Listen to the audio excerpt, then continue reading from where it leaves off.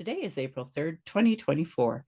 Welcome to Native Calgarian. Oki Naganago Mekoche Chestokum Aki or Dekos Nagot Tine Siku. Hi, my name is Red Thunder Woman. My married English name is Michelle Robinson, and I use she and her pronouns. My Dene lineage roots me in the land of the Great Bear Lake tribe in Treaty 11. My people wore rabbit skin, so it's been referred to as the land of the hair people. I'm a native to Turtle Island, and my Dene Nation is an uninvited guest to this area of Clincho, Tine, Indahe, and Satu Dene, meaning many big dog town, named after the Calgary Stampede. I was born in Calgary or in Blackfoot, Mulkinstis, as Michelle Elliott, an English name, which has afforded me privilege in an English colonial world. My mother is Northern Slavey Dene or Satu Dene, but my Indian Act and Post status card by the Canadian government says Yellowknives Dene. Through my father, I am a daughter of the Mayflower and a daughter of the American Revolution while having a Canadian Indian Act and Post status card. That is a colonial construct by Canadian policies meant to divide Indigenous peoples' inherent rights.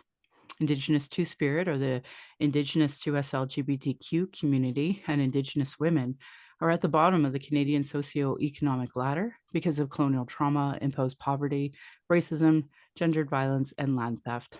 According to the 2023 Quality of Life report from the Calgary Foundation, 31% of racialized Calgarians cannot even find suitable employment.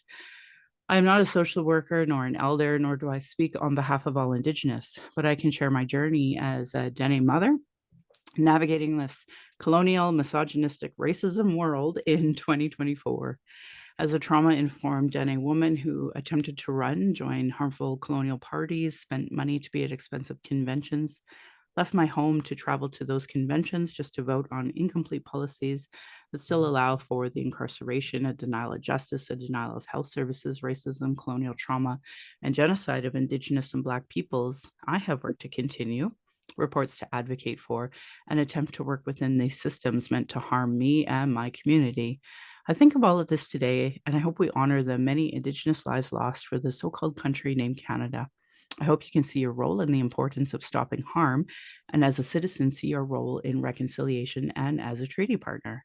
Pride Month should never just be one month. It is important to understand the straight agenda and gendered violence was and is forced on these lands by Christian outsiders.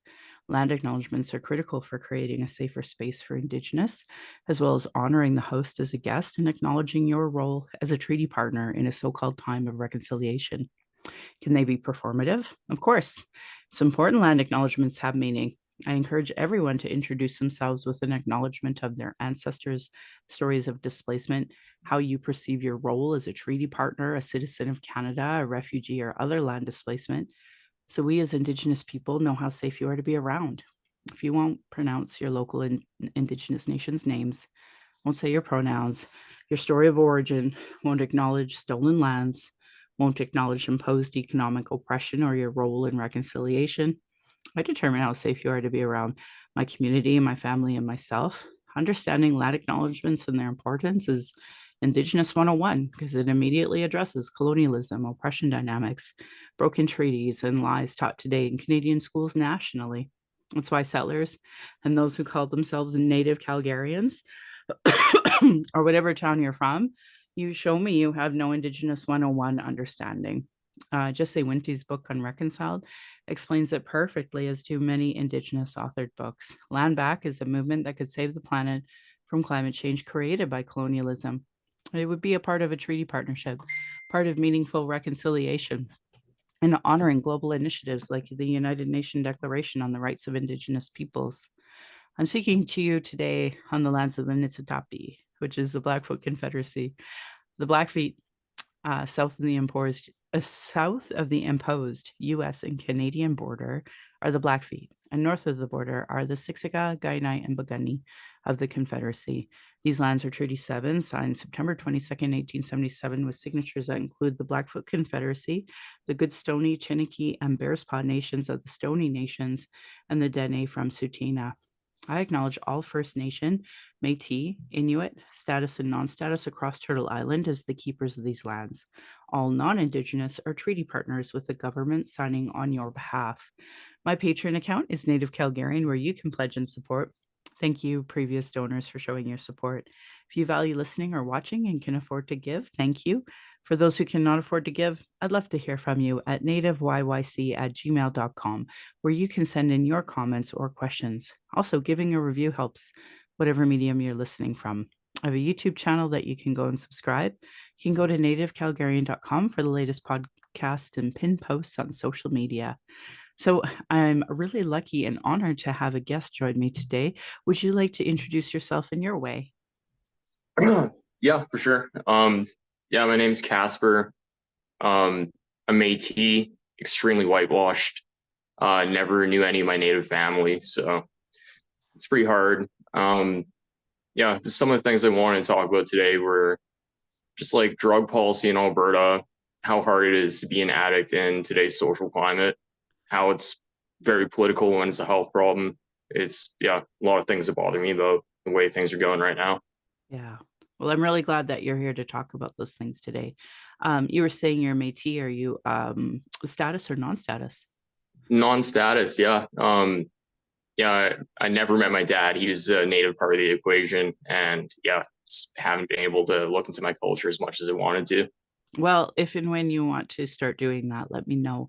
And whether through Zoom or whatever other way, we'll start doing that because I'm a facilitator for Mending Broken Hearts, and a mantra for Wellbriety is culture is prevention. And I believe that wholeheartedly. We all need tools in our toolbox for everything, let alone sobriety. So if there's a way, then one more thing, well, let's work on that. So, and hopefully one day we can get status for you as well, if you are maybe even First Nation, actually. So yeah, so Also, glad. appreciate that. Yeah. Why don't you tell us a little bit about your journey about well, your journey in general? Oh man, where do I start? um, yeah, I don't know. It's kind of been a rocky road for me. I grew up with an addict mother. Dad never showed up. Spent 5 years in an abusive foster home. Got adopted, and yeah, just fell into an addiction at a really young age. Spent 8 years of my life on the streets, addicted to IV drugs, and yeah, just recently I've had my first period of sobriety, and I've been trying to do everything I can to give back. As I shouldn't be here by all means, and a lot of people that I grew up with aren't here. Yeah, So I feel like I owe it to them, I owe it to myself to try and give back in any way I can. that's excellent. What does that look like for you? Harm reduction, street outreach, just talking to people where they're at, letting them know that there is a way out if they want it. Yeah. You said street outreach. Are you affiliated with an organization? You don't have to say the name here if you don't want to. Yeah, no, I do a little bit of street outreach with a organization called Water Warriors that works out of the Central United Church in Calgary. Mm, right And I've on. gotten hooked up with a organization called Street Cats, and they're really good people. Yeah, I'm wearing one of their shirts actually. Try to No lift up. way. Yeah. Awesome. Yeah. um, yesterday was it was like a harm reduction protest conference that we had at the Palomino, and they were there. So I bought myself a t-shirt in order to support, and a little bag and a patch. So I'm gonna have to buy myself a new jean jacket because my old one is definitely wearing out and patch that up, that's for sure. So I'm pretty excited about it. Nice. Yeah. I actually donate a lot of my Narcan to the street outreach teams, depending on who I bump into first or whichever, but just by chance. So the producer of this podcast is my husband, and he produces another podcast called Voices in Recovery. And Voices in Recovery is actually in community wise. So the street cats, and like I'll do a dump at his place, and then some of the times the street cats will take all the Narcan that I dumped. So, it just works out really good, and then it's going exactly where it needs to go. And I actually think Narcan spray is so much easier than the naloxone kits. So, It's way more expensive though. That's the problem. And the most, am I allowed to swear on here? yep, Okay. The most fucked up thing about that is that it's produced by Purdue. They have a patent for it. And what was supposed to be $10 is now like $110 for a single spray. yeah, They're the same people that got us all hooked on oxys. Like, it yep. doesn't make any sense. Oh, it sure does. If you are a conservative that cares about money, money, money, and you have no ethics, and then you all care about is business models, then yeah, it makes perfect sense. And I think that's what both of us are on the same page about when it comes to the Alberta model that they're using is that bigger picture that they're only allowing for abstinence based and forced recovery, which, as you and I know, once you are sober, you're more likely to die 2 weeks after being released because of the lack of supports that are available and continue to be available with no safe supply and no harm reduction modeling afterwards. So, really incredibly problematic. I think we're going to see a huge skyrocketing of numbers, but at least we'll be able to prove it. Yet again, it's not like we don't have that data to prove it, which is why we're all against it. But here we are. So, yeah, would you like to expand at all about that? Yeah, for sure. Yeah, Daniel Smith and UCP kind of has this weird agenda where yeah, they're trying to do the mandatory commitment to rehab and stuff right now. They're getting rid of harm reduction, safe injection sites, safe supply is just not happening. And yeah, it doesn't make any sense to me. No. Like, it's been proven not to work. Like, just removing harm reduction is just horrible. Like, it's causing more like strain on resources, taxpayers' dollars. Yeah, people are showing up like from overdoses, bloodborne pathogens, all kinds of stuff. It just doesn't work, and it's not winning for anybody. No, it's not. And just making the fiscal argument alone is that it would be more cost effective to invest in harm reduction and safe supply than it would be for us to do this incarceration model. But I would also say, knowing the conservatives, knowing the Harper conservatives that are now in charge of our province, these are folks that don't care. They just want to make a dollar. So this all of the money that's going into these institutions of forced recovery, all of them are friends of conservatives, and they're just going to continue to make money. And there's the one organization that even has like sex scandals attached to it, and everybody's fine with it because they don't want to look into the topic. They don't want to talk about these issues, and they're a-okay with it as long as it's making somebody money, whether it's the NHL, whether it's city council, whatever. Nobody seems to care. So, do you want to talk? You also said that you experienced homelessness. What was that experience like for you? And was it here in Calgary? It was in a few different cities. Yeah, I spent time on the streets up in Fort McMurray, Kelowna, Edmonton, and in Calgary. And yeah, yeah, yeah, I don't know how to explain it. You can't really put it into words. Um, it makes me feel a lot of compassion to see people on the streets now because things are just getting worse. Drug supply is toxic. There's nothing being done about it by the government right now. Yeah. And yeah, it's just really sad. For me, like, I think I got it pretty easy. Like, I was pretty resourceful. I had good friends and stuff, but it's not the case for everyone. Yeah, And that's true. yeah, What were yeah, what was it what were the differences between being homeless in the different cities? Like, did they have different approaches, or was it pretty much the same old, same old? BC is way different than Alberta, like by far. Like in Calgary, as far as I know, there's only one safe consumption site, which doesn't even allow inhalation drugs. And you go to a city like Kelowna, and there's probably about 10 of them just in one area. Wow. And it's been proven to work because people don't overdose on the streets. They're not using on the streets. Drug litter isn't everywhere like it is here. Yeah. I know we try to sell this to people, but they don't want to hear it. They talk about their, investment in their property going down when actually it's been proven there that doesn't happen. So that's No, another because it's talking point. centralized to one area instead of like all over the place, right? Yeah, exactly. So, and that inhalation component that you were talking about was something we talked about yesterday as well, is that most drugs are done by inhaling, and yet we are not even allowing that here in Calgary at the one place that we have to do that. So That's harm reduction in a nutshell. Like if you can steer someone away from injecting something and allow them to inhale it, that's potentially saving a life and reducing a lot of harm. And reducing strain on the healthcare system because you're it's exponentially going up in diseases in general that you can acquire from injection over inhaling. So yeah, nobody wins in the situation that we have in Alberta except conservative friends who make money off of and I would even say it's not even real recovery. It's my buddy imprisoning you and with not proven, not scientifically proven methods to try to get people sober, and then they die within 2 weeks after being released.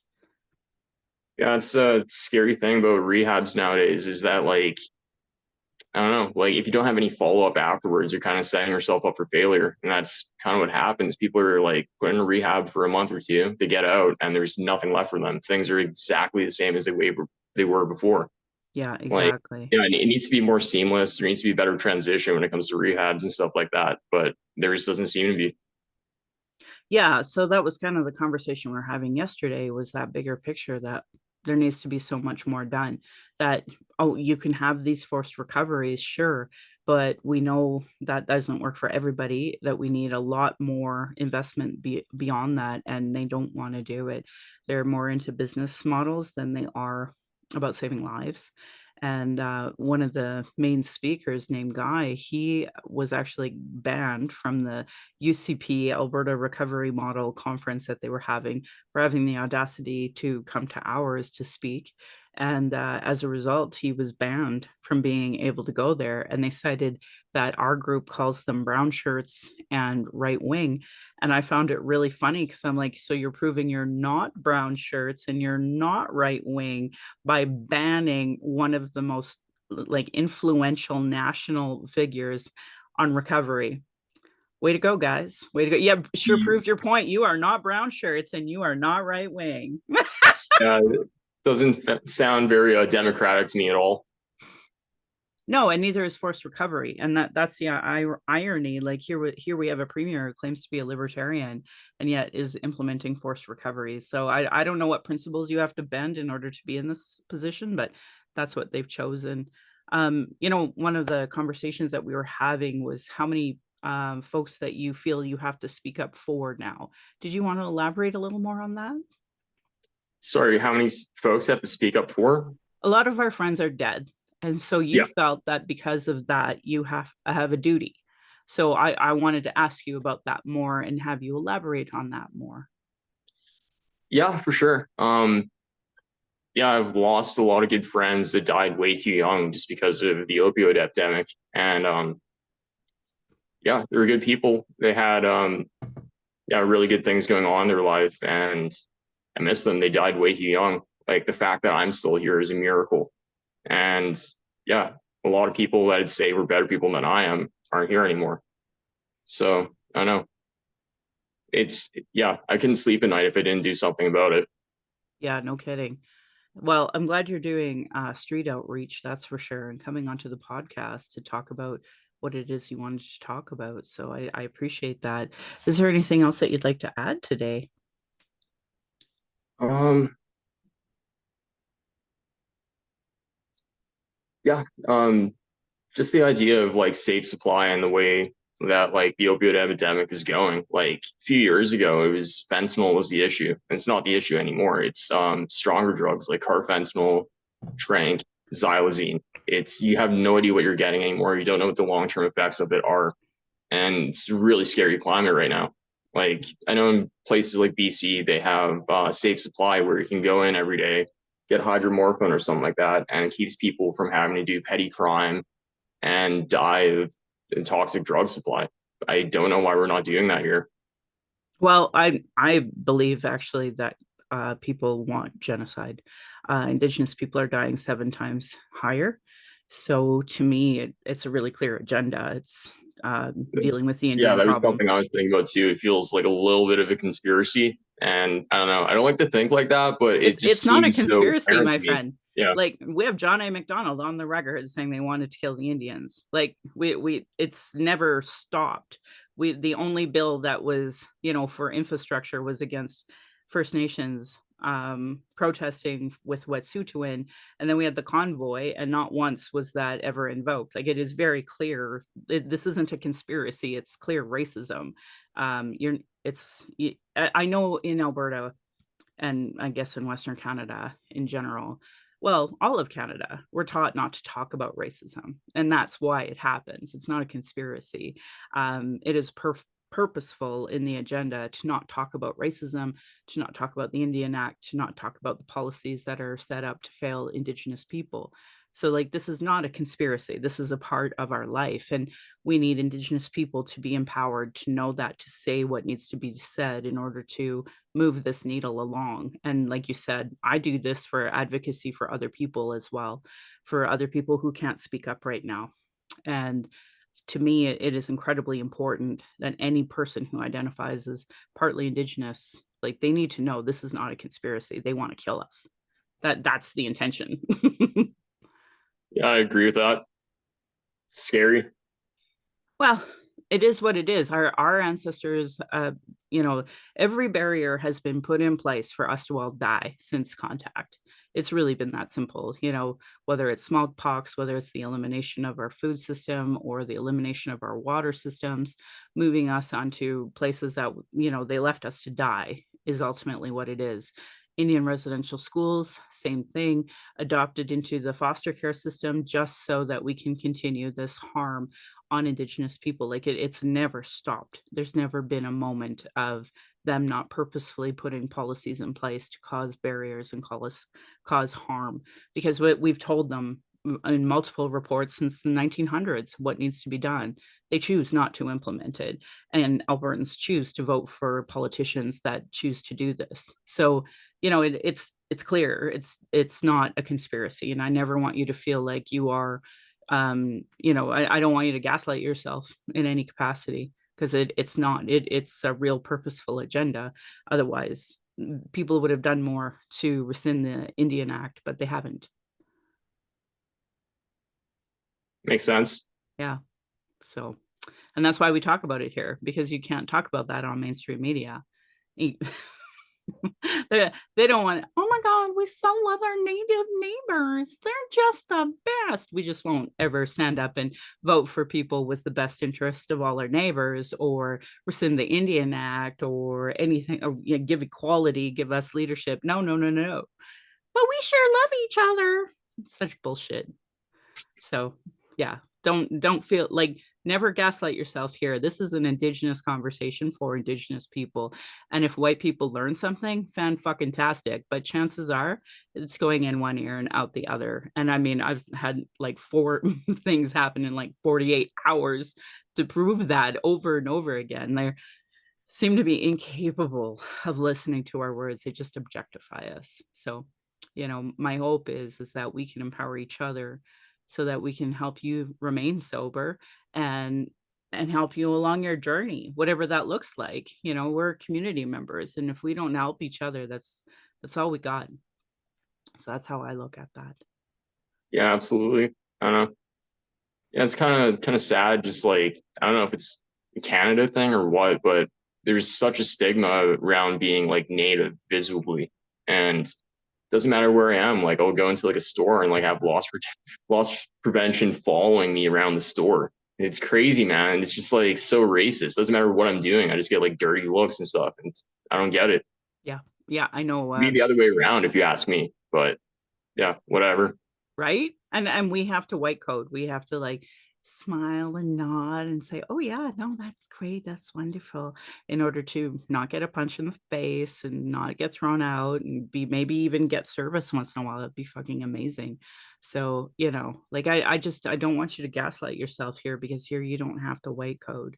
Out on the streets, out in the outworld, yeah, we have to, and that's the awful part. That's actually what I talked a little bit about. I only had like 10 minutes at the mic yesterday. And so you can't jam pack in, education for white health professionals in 10 minutes. right? So I just talked about a few different things, the solutions that have always been there. People just don't want to know it. The truth is, and I'll bring this up to you, is that there's a beautiful document that came out of BC. It's just over 30 pages, a PDF, and it talks about, our treaty rights, and healthcare is our treaty right. And of course, no Canadian is taught about treaty rights, and no Canadian health professional is taught about their obligation of health rights to Indigenous people as under the treaty. We have other things that they just refuse to pay attention to. The National Inquiry Report, it has wonderful guides on what we should be doing.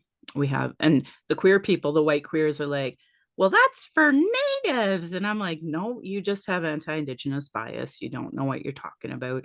If you would have implemented the national inquiry, it would literally help all QT BIPOC and not just Indigenous people. But your racism, your anti-Indigenous racism, stops you from being able to see that bigger picture because you've been taught your entire life to hate us. And that is the truth. And I don't know how many people are like, oh my God, I'm just on my Indigenous neighbors. And it's like, well, then prove it. Tell me who your Indigenous neighbor is. They can't even tell me their name. I know people who are like, no, I have a foster child. I have a foster nephew and they're Indigenous. I'm like, what nation are they? They can't tell me. They can't tell Yeah. me. If people are so full of shit, I'm so tired of placating for white people's ignorance. Like they need to fucking step up. And that's not even including the 94 calls to action. There's so much they could do and choose not to. They're just dicks It's a about lot it. easier for people if we just stay invisible, is what it seems like. You don't want to think about the stuff like that. And yeah, I don't know. There's a lot of stigma. It doesn't matter where you go, really. It just seems like First Nations people just get like less, like, not as good care as white people do. And it's sad. Yeah. And And we have the basically stats to just prove it. erasing our whole culture. I have no idea like what my culture, what my heritage looks like because of foster care and stuff like that. Yeah, and that was invented out of Indian residential schools. It's a pipeline, and it's really clear for anyone who reads the actual TRC and reads the whole national inquiry. And I would never blame you for not reading it, but for the rest of the people that like are like, oh my God, I'm gonna go to Timmy's and go to the Flames game. I think you got some fucking time to read a report, my book club that we have, we go through books and reports, and we went all through the volumes of the TRC and all the volumes of the National Inquiry and the supplementary parts of like genocide and that, as well as Indigenous authored books. Like, there's no excuse at this point, but I know it's just too much work for folks, and it's like, okay, well, that's fine, but don't pretend to my face you're somehow my ally, because you're not. Yeah. You're not listening to my voice. You're not listening to, all the other Indigenous voices. Like I have this one thing happening with this women's shelter, and like the founder and former board members who are Indigenous are like, yeah, so the bylaws are pretty clear. It's supposed to be ran by Indigenous people, and all the white people are like, oh no, it doesn't matter. Let's just fundraise for them. Oh, okay, cool. So why not like just lose the name then? Don't pretend you're somehow an Indigenous shelter when you're not. I love the people that work there, but fuck, man, the board and the all of the people who are giving money to this, like we had Indigenous organizations pull funding. So now we have non-Indigenous people like giving the money in the back door. And it's like, so don't lie to me. Like at the end of the day, you're not my ally. You're not listening to us. You're doing your own thing, your own agenda for your own white savior complex. Virtue signaling, absolutely. Yeah, it's all performative. So, and I see that right now I've been, trying to encourage allies to work with me. We have something called school resource officers. So they're police people, like actual serving police in our schools. And I'm so offended by it. We have reports that say, QT BIPOC are being actively harmed and are unsafe with police in these schools. And both the CBE and the Calgary Catholic school districts are like, oh my God, we just love cops. We want to keep them here. We're going to support Calgary police. Right? Like that. So it's like, okay, so do I just pull my kid? Is that it? So that we can contribute to, less high school graduation again. And What are that's they trying to police in schools? the kids. Yeah, Yeah, we don't have enough cops already in the city. That's crazy. I know. And it's a pipeline. It's a pipeline to prison. And we have data to prove it. And they just miraculously don't notice that and look at all of the stuff that their propaganda that they want to, police unions put together some propaganda. That's what they look at and go, oh my God, this is the best idea ever. And then all of the QT BIPOC end up in jail. And we're like, oh my God, how did this happen? I'm such an ally. Yeah, Nope. that just sounds like that just sounds like fucking grooming to me, honestly. Like, yeah, It is. these aren't really our friends. Like, should be aware and like, yeah, kind of be scared of them. They're not on our side. Well, we have reasons, but you can tell, white person the reasons till you're blue in the face, and they will not listen. And we've seen that. We've seen that with like Colin Kaepernick couldn't even take a knee without him losing his like job forever. We've seen that. And most Indigenous people will never speak out against their institutions because they need their jobs, and I don't blame them. So I can't even be mad at a lot of Indigenous people for that, because it's like, you have a mouth to feed, you have kids, you have a mortgage, whatever, right? Rent, whatever. So yeah. All right. Well, I really appreciate you coming on my show, Casper. If there was anything else you wanted to talk about, I'd love to. But if we're all done, I'll give some resources for some folks here. Yeah, I apologize. Didn't really know what I was gonna say, but thanks for having me on. Cheers. Yeah, I think we kind of talked about the homelessness, the opioid crisis, and I hope we honored some of your friends that you've lost. And if there's anything else you want to talk about, always feel free. I'm going to go through some of the resources here, so you are more than welcome to chime in as you hear me talk about them, if you want to include more. So for my listeners, obviously, I encourage you to listen to my book club. It's the second Monday of every month.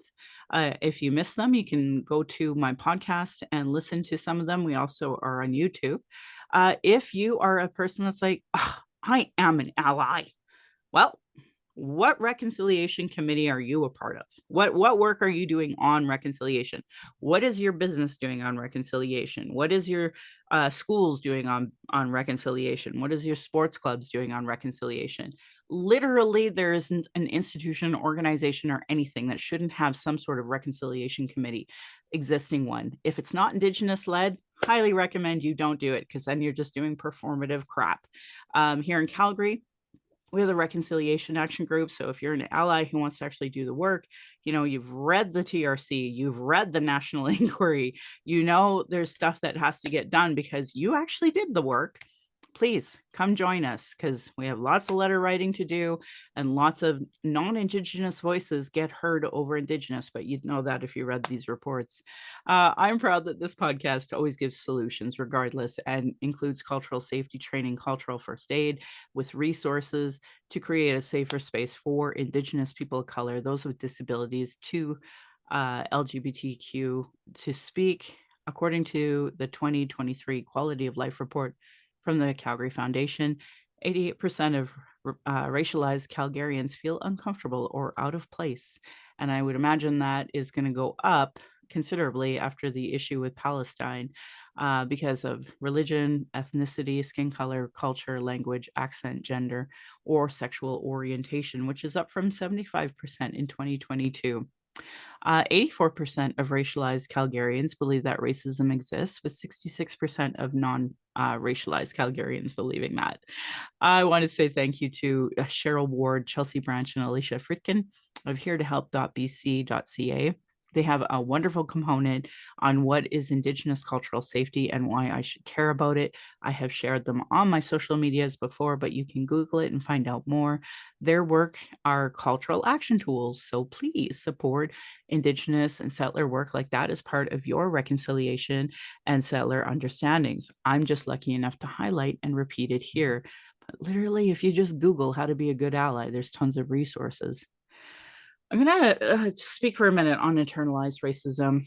Obviously, for folks who have listened to my podcast, you know, over the course of the last few podcasts, I've had incredible examples of talking about internalized racism and lateral violence. And, you know, I recently went to see a new doctor, and I was so excited to see a Black Muslim woman. And yeah, she definitely hates Black people and said horrible things about Black people being lazy to me. So I just know, you know, I got to do my physicals, get all that stuff done, and then once again look for a new doctor, because I know if a person doesn't have an anti-racism lens, then they're just perpetuating racism and fitting white coding and fitting into white supremacy for survival, and ironically are unaware of it. So it's if you're you know, Indigenous, if you are a person of color, if you are Black, if you are not working on internalized racism and lateral violence, then you are perpetuating it. So it's critical that we work on it. You know, I'm on the email for racial equity tools. They are amazing.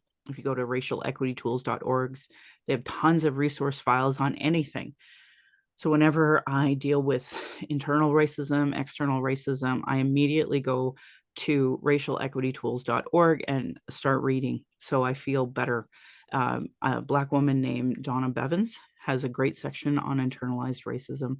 And honestly, it helps me have clarity on these situations, and until people really dissect who they are and where they come from, and colonialism, like, you're just perpetuating racism. Do's and don'ts for bystander intervention by American Friends Service Committee. It's afsc.org, so the initials of American Friends Service Committee. And they also have do's and don'ts for bystander intervention when you see racism or sexism or anything happening in front of you, how you can intervene in a nonviolent way and hopefully de-escalate that situation. You can also just Google de-escalation tools and you will learn how to do this work, and you have to do it. You can't just be like, oh my God, I so read that, but I'm just going to let this Black lady get totally harassed by this Flames fan. I wish anyone who follows me on my social media would watch Anti-Racism Organizational League for the City of Calgary, giving a presentation on the journey of becoming an anti-racism leader. So if you were to type City of Calgary, journey of becoming an anti-racism leader, one, I bet you my stuff would pop up. And two, you should find the YouTube in which they have that there. Our Black Lives Matter activists, Taylor McNally and Adora Nofor, were absolutely being targeted by the legal system. You can go to Stop the Stack YYC and learn more about what are stacking charges against Black women. What is that all about? And they sadly will educate you, because, you know, it's such a mystery for folks who don't experience racism, and you can learn how to support them in a better way. Indigenous have been talking about colonialism, racism, sharing our traumas and reports, commissions, and public hearings, just so it can be regularly disregarded no more. Honor our words, honor the treaties, listen to politicians and their policies and platforms. If they don't recognize the marginalized in their budget with Gender Equity Plus, if they are cutting, you know, violence prevention programs, Indigenous education, uterus health choices, gay straight alliances, lack of human rights for migrants, immigrants, folks with disabilities, know that your vote to that party directly negatively impacts equity deserving people. Demand that they implement the Truth and Reconciliation Commission calls to action, the recommendations of the Royal Commission on Aboriginal Peoples, the multiple reports about child welfare reform, violence prevention, 231 calls to justice on the National Inquiry on Missing and Murdered Indigenous Women, Girls, and Two-Spirit. Provincially, the Kenney government created this 113 pathways to justice. Honestly, you can't read the National Inquiry and come up with this forced recovery. It goes against everything that was not only in that inquiry, but also in the TRC. So, anyway, you should be holding your MLAs to account on it. Yesterday, I was at this conference, but I was checking my emails, and Friends of Medicare actually had put out a great email. And it's one of those forum emails where you just put in your name, your postal code, and it automatically sends a message to your MLA and the opposition parties to let them know that you support harm reduction models. Honestly, this is a no brainer. So go to Friends of Medicare, like their stuff, advocate, and hopefully they'll start advocating for Indigenous people too. Municipally, we have the White Goose Flying Report.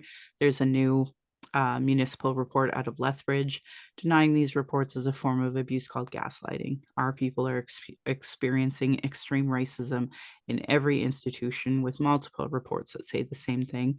Demand changes from election platforms and politicians. If they don't understand colonialism, racism, privilege, and sexism, gendered violence, they have zero business running. Should be understood by everybody. And beyond government, it should be all community organizations, sports clubs, businesses, nonprofits. You can Google articles on how non-Indigenous Canadians can be better allies with Indigenous. The Calgary Foundation has a great allied toolkit as well. Stephanie Harp and I had an emergency podcast, not this Christmas, last Christmas, hoping our allies would write and reach out more about the crises that we're facing. And we didn't hear from any of you about it.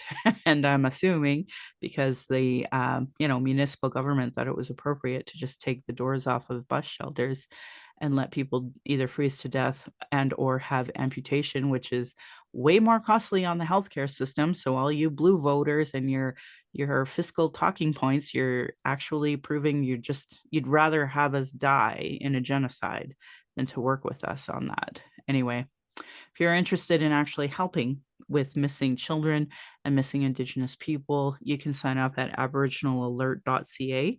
The Missing Children Society of Canada also is working at becoming more Indigenous inclusive. There's a wonderful write-up from last Christmas from womenshomelessness.ca about the demand for urgent action to protect the lives of Indigenous women, girls, two-spirit, and gender diverse people experiencing homelessness. Yesterday we talked about the record number of opioid deaths and drug crisis, drug poisoning that has happened in Alberta. The Alberta government tried to pretend they, for anyone who followed yesterday's announcement on the recovery model and their implementation of what they're trying to achieve, you'll actually see that they deliberately hid their numbers because we are at a record number of drug poisoning deaths at this moment. And they literally are trying to say, no, it's not that bad. And in fact, cocaine deaths were down. And they were only talking about prescribed drugs, not the actual poisoning of illegal drugs that are happening. It was just a hot mess. So if you are using substances, please do not use alone. If you are using alone, you can contact the National Overdose Response Service at 888-688-NORS for support. You can download the Brave or Doors app. There's also a Lifeguard app. There are local harm reduction groups like my guest Casper, who's on the show today. These are folks that want to give you all of the harm reduction tools in your toolkit. So reach out like Casper has and do that work, because that will help you and become an advocate. It's not easy, as you all know, following me and my Narcan journey, but that bigger picture is that, I want to be on the right side of history. And I truly believe that this drug crisis and these record-breaking numbers, this is a moment in time where you're going to look back and your grandkids are going to be like, what were you doing? So you have a choice what side of history you want to be on. Anyway, I also support Freedom's Path Recovery Society.ca. You can donate, but they provide free one-on-one addiction counseling services, group treatment for recovery in Calgary, are queer-friendly and anti-racist. As many of you have heard, I've also been fully supporting Canada's first 2S LGBTQ addiction recovery center, stonewallrecovery.ca, where you can also support them and donate if you want. If you're experiencing emotional distress after anything we talked about today, feel free to reach out to 988. It's a national number, and there are usually functioning distress center lines all across the country. In Alberta, functioning 211 that goes to 988. But for First Nations, First Nation and Inuit Hope for Wellness helpline is 855-242-3310. And you can go to their website, hopeforwellness.ca, and they have a little text box. If more related to missing and murdered Indigenous exploited people in general, you can also call 844-413-6649. And I wanted to just highlight that there is a 60 Scoop Indigenous Society of Alberta at ssisa.ca. Indian Residential School Survivors and Family Hotline is 866-925-4419. And the Native Youth Crisis Hotline is 877-209-1266. I also want to encourage you, you can text 45645, and you can go to crisisservicescanada.ca. Kids Help Phone 1-800-668-6868. For folks who don't know what the Trevor Project is, that's for 2S LGBTQ youth. You can Google that, find out more at lifevoice.ca, where they have tons of crisis supports for their youth. It's 866-844-7386. And for the Trans Lifeline, 877-330-6366. Violence is my everyday reality. Every Indigenous generation faces it. This is self-care, how I take my power back, hopefully empower some other Indigenous to know they got to quit gaslighting themselves.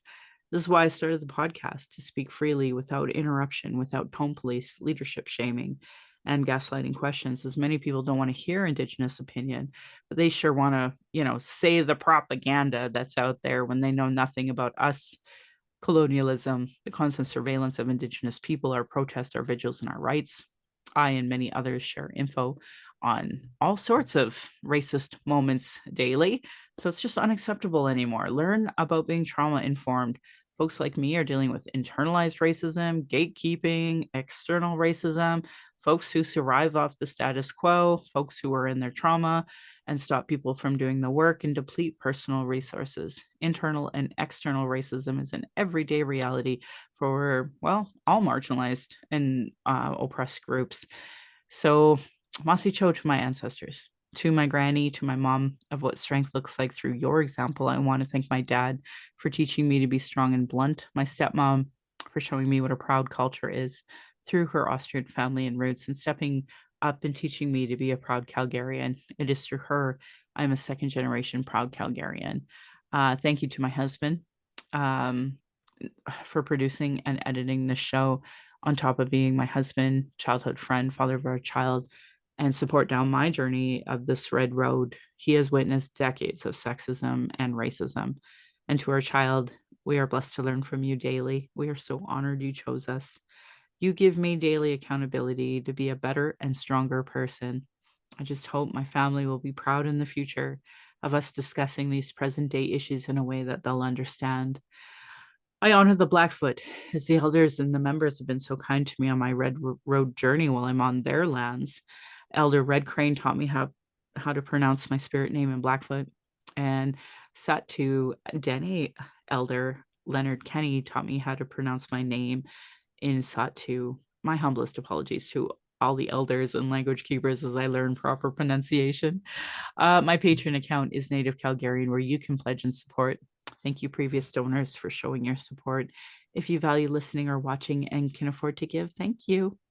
To those who cannot afford to give, I'd love to hear from you at nativeyyc@gmail.com, where you can send in your comments or questions. I also have a YouTube channel where you can go and subscribe. You can go to nativecalgarian.com for the latest podcasts and pin posts on social media. I talk about touching grass, and I tell you, hearing guy yesterday talk about what it was like being homeless in the downtown east side. I wanted to share, he talked about insight. I'm old enough to be remembering advocating for insight when Harper was attacking it. My sister-in-law worked there at the time, and she was doing that incredible work. And hearing Guy so genuinely speak about people doing the harm reduction work, folks like Casper, folks like Street Cats, people on the ground right now, you are changing lives every single day. He said that having one person willing to care for you in a moment, it was so heartbreaking, but also so touching and inspiring. And he was just going out of his way to say thank you to all you harm reduction workers and advocates. And I say the same thing to you. I am so grateful I got to meet him. I got to hear him speak. And I hope you all get a chance to hear him too. So, with that, I also want to end by giving side eye to those Calgary rabbits. You're lucky I'm not tradish. And my beautiful cousin would respond, are you being my dish? Thank you, folks, for listening.